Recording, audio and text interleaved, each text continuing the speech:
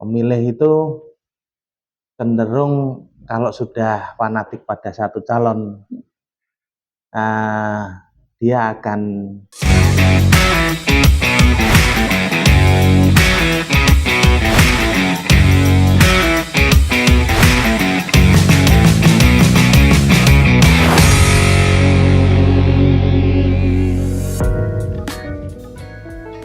Assalamualaikum warahmatullahi wabarakatuh. Halo sahabat Bawaslu Kota Blitar, ketemu lagi dalam sharing bareng Bawaslu seri ke-7. Bersama saya lagi, Karwi Ruci, Koordinator Divisi Hukum, Pencegahan, Parmas, dan Humas. Alhamdulillah lagi nih, kita kedatangan tamu istimewa sebagai narasumber kita pada hari ini. Beliau adalah Pak Aziz dari KPU Kota Blitar. Divisi apa, Pak? Hukum dan Pengawasan. Oh, Hukum dan Pengawasan. Sama-sama hukum ini. Apa kabar hari ini, Pak Aziz? Alhamdulillah baik, Bu Ruci. Sehat ya? Sehat, intinya sehat, dan terima kasih sudah diundang ke podcast pada hari ini. Podcast yang seadanya. Gak apa-apa. Semoga ini memberi manfaat bagi sahabat-sahabat Bawaslu di Kota Blitar dan Amin. Indonesia. Amin. Nggih. Apa kegiatannya Divisi Hukum dari KPU Kota Blitar di non tahapan ini, Mas Aziz? Saya panggil Mas aja ya? Iya, nggak apa-apa, fungsi santai. Nah, dalam non tahapan ini, Divisi Hukum dan Pengawasan setiap bulannya melaporkan tentang SPIP, Sistem Pengendalian Intern Pemerintah. Jadi laporannya terkait dengan kegiatan PNS ya, terus keuangan, itu banyak laporan. Selain itu, Divisi Hukum tetap memberikan pendidikan demokrasi terkait dengan kepemiluan yang kita upload di JDIH medsosnya JDIH KPU Kota Blitar ya, terkait dengan pasal-pasal itu untuk pembelajaran masyarakat. Itu yang rutin. Kalau yang nggak rutin, ada kegiatan yang kajian yang akan kita laksanakan antara KPU dan Bawaslu, yaitu kajian hukum 2 minggu sekali. Nantinya kira-kira itu, Bu.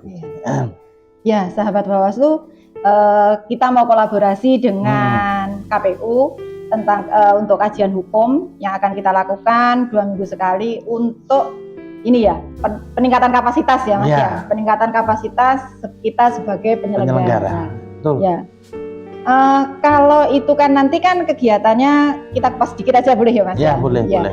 Kegiatan ini nanti kan kita teruntukkan pesertanya itu kan dari Bawaslu dan KPU, terutama di sekretariat, kemudian dari kita komisioner itu ya, Mas. Apa sih dalam kegiatan ini output yang akan kita targetkan untuk kita dapatkan pada kegiatan-kegiatan seperti ini? Baik, terima kasih Bu Ruci atas pertanyaannya. Tentunya outputnya adalah kita sama-sama paham ya tentang aturan kepemiluan. Jadi tidak ada lagi nanti kita beda persepsi lah kira-kira gitu. Jadi kita akan mengartikan hal yang sama kira-kira gitu, berdasarkan kajian yang kita lakukan nanti. Kalaupun ada perbedaan, nanti ya kita komunikasikan lagi gitu ya. Jadi memang kalau hukum itu terkadang penerjemahannya saja yang berbeda. Ya. Maka dari itu perlu adanya kajian bersama biar kita itu tidak berbeda paham dalam hal mengartikan suatu peraturan. Jadi diharapkan nanti untuk menyongsong pemilu yang akan datang ya, Mas. Jadi kita sebagai penyelenggara itu lebih siap gitu ya untuk melakukan penyelenggaraan pemilu yang akan datang. Itu kira-kira ya Mas ya. Ya, selain lebih siap ya biar tidak ada perasaan ini kok ngene dan sebagainya. Jadi kita tahu, sama-sama tahu dalam mengartikan aturan. Iya. Biar ini ya sejalan akhirnya. Sejalan. Okay. Kemudian ini Mas, dulu kan ini mungkin sahabat-sahabat Bawaslu belum tahu ya, Pak Aziz ini dulu di Bawaslu juga untuk periode yang kemarin. Jadi saya itu menggantikan Pak Aziz. Jadi dulu juga sama dengan saya di Hukum Pencegahan Parmas dan Humas di Bawaslu Kota Blitar. Jadi periode yang sebelumnya. Jadi sudah terbiasa di sini Mas ya. Insya Allah. Berasa pulang. Okay. Ada lagi yang ini Mas. Mungkin dari sahabat-sahabat Bawaslu itu belum begitu paham. Sebenarnya dari segi hukum, apa sih yang harus dilakukan oleh masyarakat gitu ya, sebagai pemilih dan sebagai masyarakat yang mempunyai hak suara. Nah, itu dari segi hukum apa sih yang harus dilakukan oleh masyarakat gitu Mas? Kalau dari segi hukum mananya dulu nih ya. Kalau dari segi hukumnya agar tidak terkena ancaman pidana dan sebagainya, maka yang maksudnya ya dari kalau dari peraturan-peraturan yang ada, hukum yang ada, kita sebagai masyarakat, kita sebagai pemilih itu kita harus bagaimana sih ya gitu Mas. Ya, jadi ya itu yang pertama, hindari permasalahan-permasalahan hukum dulu dalam pemilu ya. Pemilih itu cenderung kalau sudah fanatik pada satu calon, dia akan mengcounter kira-kira mengcounter dan melakukan komentar-komentar yang dapat membuat dirinya rugi gitu. Jadi jangan sampai memunculkan komentar-komentar yang ada domba, hoax dan sebagainya. Itu akan berimplikasi hukum. Terus jangan sampai karena kita atau pemilih itu sudah sangat fanatik, akhirnya melakukan segala cara biar idolanya menang kira-kira gitu ya. Gitu ya. Berarti kan kalau itu kan terkaitnya dengan media. Kalau sekarang media sosial. Jadi jangan menyebarkan berita bohong terus ikut menyebarkan money politik jangan sampai. Karena kan di undang-undang itu jelas bunyinya setiap orang ya. Setiap orang berarti seluruh masyarakat itu bisa terkena hukuman apabila ikut-ikut menyebarkan money politik itu tadi. Itu terus berikutnya karena sifatnya pemilihan ya. Pada saat pemungutan suara itu adalah rahasia. Jangan sampai nyoblos terus diputus. Ini akan menyebabkan itu ya kalau misalnya kita ke TPS itu ya, kita mau nyoblos gitu. Kita kan biasanya kan kalau sekarang kan musimnya selfie nih Mas. Nah, itu kalau misalnya kita pada saat di bilik suara itu nggak boleh ya itu melakukan itu ya.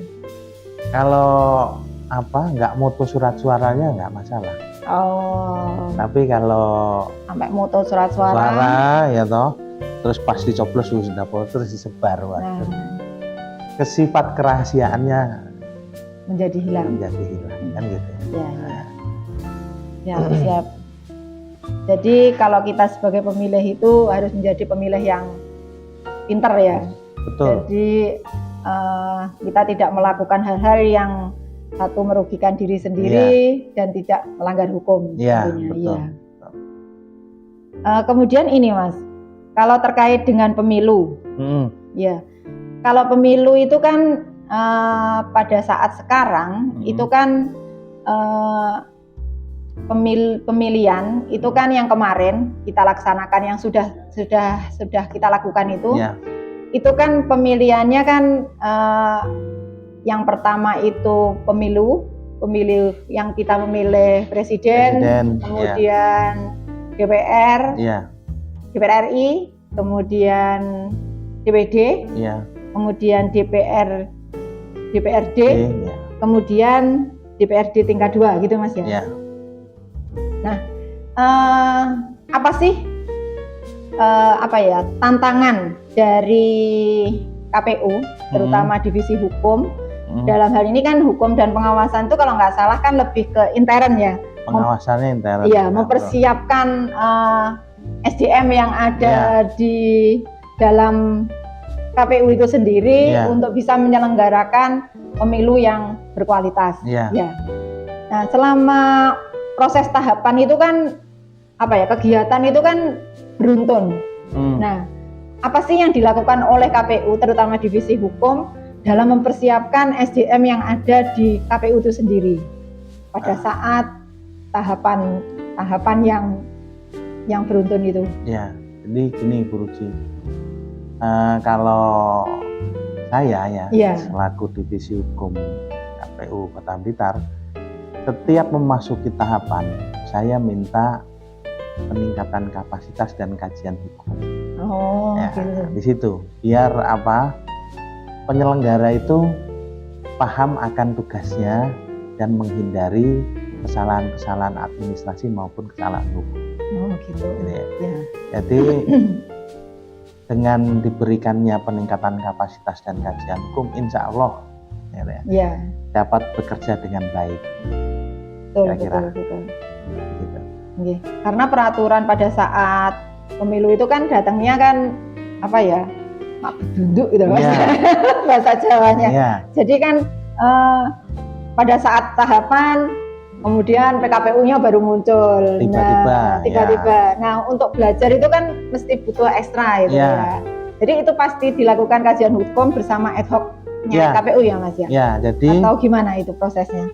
Jadi sudah saya pilih mana yang menjadi bagiannya ad hoc, mana yang menjadi bagiannya KPU. Gitu. Sehingga biar tidak istilahnya terlalu penuh apa yang menjadi aturannya nggak dipelajari semuanya, mana yang menjadi bagiannya. Nggak dikupas semua yang berarti dikupas sesuai dengan tingkatannya. Kebutuhannya. Gitu. Itu tiap ini ya Mas, kajian hukum itu diberikan misalnya kepada ad hoc gitu ya. Itu tiap muncul PKPU dibahas, dikaji gitu ya? Gitu. Kalaupun nggak muncul PKPU, kita pakai PKPU yang lama dulu. Gitu. Kira-kira kan nggak mungkin jauh lah dari itu. Nggak mungkin jauh. Jadi istilahnya untuk menyiasati datangnya PKPU yang biasanya last time, itu mendadak itu berarti pakainya yang dipelajari PKPU yang lama dulu. Karena kan secara aturan hukum ketika belum ada aturan yang baru maka aturan yang lama masih berlaku. Gitu. Baru setelah ada aturan yang baru, aturan yang lama tidak berlaku lagi. Gitu kira-kira ya Mas? Kira-kira bisa jadi begitu. Bisa jadi keduanya masih berlaku. Gitu ya. Ternyata banyak sekali sebenarnya tugas dari divisi hukum dan pengawasan ini ya. Sebetulnya banyak. Kalau kita mau merinci itu sebenarnya banyak. Ini sekarang ini kan lagi di mana-mana kena efisiensi ini. Bagaimana Mas untuk menyiasati efisiensi ini tetapi kita tetap produktif gitu. Nah, makanya kita melakukan kegiatan-kegiatan yang sifatnya non budgeter karena non budgeter berarti kita perlu memberikan pemahaman terhadap peserta yang akan kita ajak. Salah satunya kegiatan yang akan kita kolaborasikan kajian hukum ini kan kegiatan non budgeter. Terus nanti bisa jadi berkembang ke kampus. Kampus kan juga membutuhkan wawasan juga. Selain wawasan ya ada hal lain untuk penambahan kumnya dosen gitu. Saling menguntungkan lah, kita simbiosis, saling menguntungkan. Gitu. Ya, mungkin cukup cepat sekali. Apa perlu kira-kira?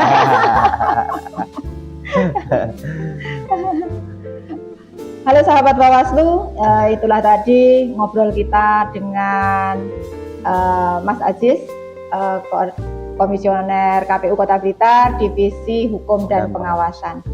Tapi sebelum kita akhiri Mas, kita minta closing statement dari Mas Aziz untuk sahabat-sahabat Bawaslu di Kota Blitar.